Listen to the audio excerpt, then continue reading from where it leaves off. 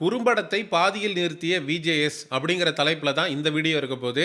Big Boss season 9 Tamil இன்னைக்கு Saturday episode 2 eviction நடந்திருக்கு. நம்ம சேனலில் ஒரு எவிக்ஷனை தப்பாக ப்ரிடிக்ட் பண்ணி போட்டுட்டோம். சாண்ட்ரா பிக் பாஸ் வீட்டை விட்டு வெளியில் போயிட்டாங்க அப்படின்னு சொல்லி இதுக்கு முன்னாடி நான் ஒரு வீடியோ போட்டிருந்தேன். அதுக்கு உங்கள்கிட்ட நான் மன்னிப்பு கேட்டுக்கிறேன். ஏன்னா சாண்ட்ரா அப்படின்னு தான் பேப்பரில் இருந்துச்சு.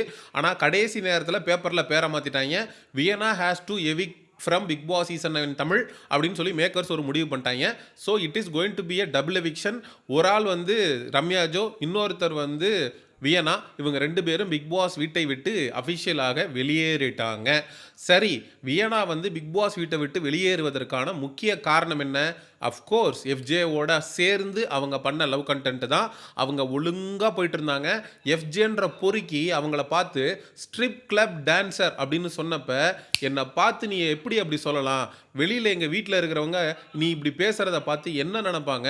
What the hell you think about me அப்படின்னு சொல்லி லெஃப்ட் ரைட்டு வாங்கின வியனா ஒரு கட்டத்துக்கு மேலே எஃப்ஜேவோடையே சேர்ந்து லவ் கண்டென்ட் பண்ணணும் அப்படின்னு ஒரு சுச்சுவேஷனுக்குள்ளே போனதுக்கு முக்கிய காரணம் யாருன்னு கேட்டிங்கன்னா, இந்த விக்கல்ஸ் விக்ரம் உட்காந்து எஃப்ஜேக்கும் இந்த வியனாக்கும் நடுவில் மாமா வேலை பார்த்து டோட்டலாக அந்த பொண்ணுடைய கேமு காலியாகி இன்னைக்கு எவிக்டாகி போனதுக்கு முக்கிய காரணமாக அமைந்தது இந்த விக்கல்ஸ் விக்ரம்.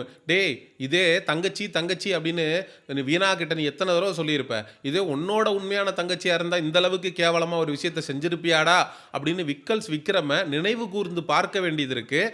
ஏன்னா வீணா போனதுக்கு முக்கிய காரணம் அவன்தான். ஏன்னா அவன் தான் லவ் கண்டென்ட் எஃப்ஜேவோட பண்ண சொன்னால் அந்த பொண்ணு பண்ணிவிட்டு டோட்டலாக போயிடுச்சு. இத்தனைக்கும் எஃப்ஜேவோட இருந்து ஒதுங்கிட்டாங்க. ஆதிரை உள்ளே வந்ததுக்கப்புறம் எஃப்ஜேவோட நம்ம ஒதுங்கி ஒரு கேம் ஆடலாம் அப்படின்னு தான் அந்த பொண்ணு ஆடிக்கிட்டு இருந்துச்சு. ஆனால் ஆடியன்ஸ் மறப்பானா?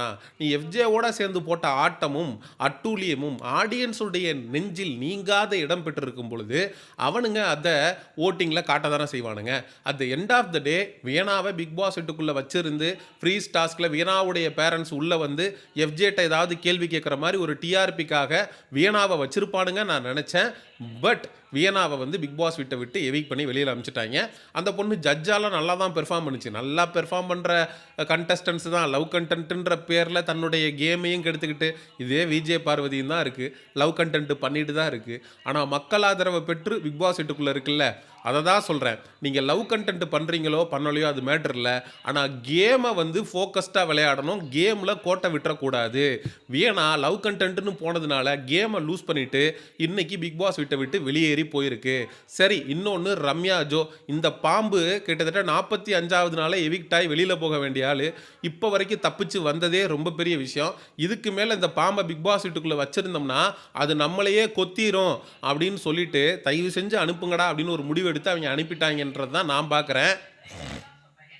சரி, அரங்கத்தில் இருந்தவங்க நமக்கு கொடுத்த அதிர்ச்சி தகவல்களை பார்ப்போம். விஜேஎஸ் இன்னைக்கு ஃபுல் மோடில் ரோஸ் பண்ணுறதுக்காக வந்திருக்கிறாரு. வந்து கமருதீன் பார்வதி 2 பேரையும் லெஃப்ட் ரைட்டு வாங்கி விட்டுருக்கிறாரு. மைக்கை கழட்டி டேபிளில் வைங்கடா அப்படின்னு சொல்லிட்டு இப்போ பேசுங்க அப்படின்னு சொல்லியிருக்கிறாரு.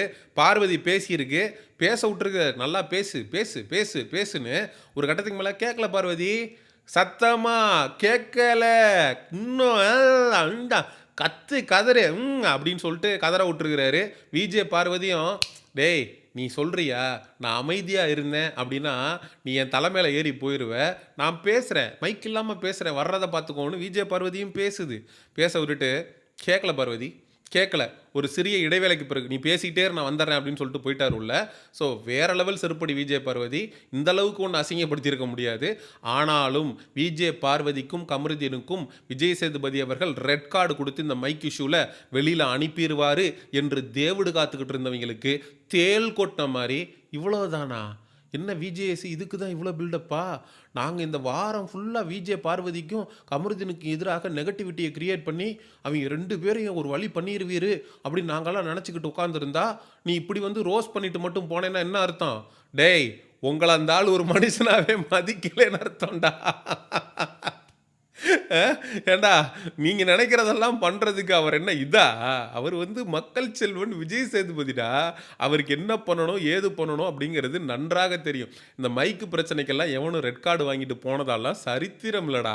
பிக் பாஸை பழைய சீசன்லாம் எடுத்து பாருங்கடா. ஏன்டா அறவே காட்டுத்தனமாக உட்காந்துக்கிட்டு red card for Vijay Parvathi, red card for கமருதீன்னு சொல்லி புலம்பிக்கிட்டு இருக்கீங்க.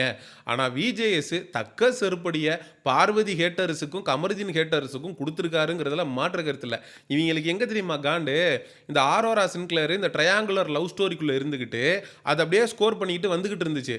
இப்ப கமருதீனும், பார்வதியும் இந்த மைக் மேட்டர்ல பயங்கர குளோஸ் ஆயிட்டாய்ங்க 2 பேரும். இதனால ஆரோரா சின்க்ளேருக்கு லைம் லைட்டே இல்லாம போயிடுச்சு. அக்கா வெளியிலேயே தெரியல. எங்க இருக்கு ஆரோரா சின்க்ளேர்? நீ பிக் பாஸ் வீட்டுக்குள்ள தான் இருக்கியா? அப்படின்ற மாரி தேட ஆரம்பிச்சுட்டாய்ங்க. ஆரோரா சின்க்ளேருக்கு ஒரு குரூப் சோசியல் மீடியால ஃபயர் விட்டுக்கிட்டு, ஒரு சில லூசு பசங்கள்லாம் ஆரோரா சின்க்ளேர் டைட்டில் வின்னர் ஆயிடும் அப்படின்லாம் பதிவு போட்டு காமெடி பண்ணிட்டுருக்கானுங்க. அவங்க எல்லாம் உண்மையிலேயே பிக் பாஸ் தமிழ் தான் பார்க்குறாங்களா? இல்ல பேரலல் யூனிவர்ஸ்ல வேற ஏதாவது ஒரு ஷோவ பார்த்துட்டு உளறிக்கிட்டு இருக்காங்களா? அப்படின்றது தெரியல.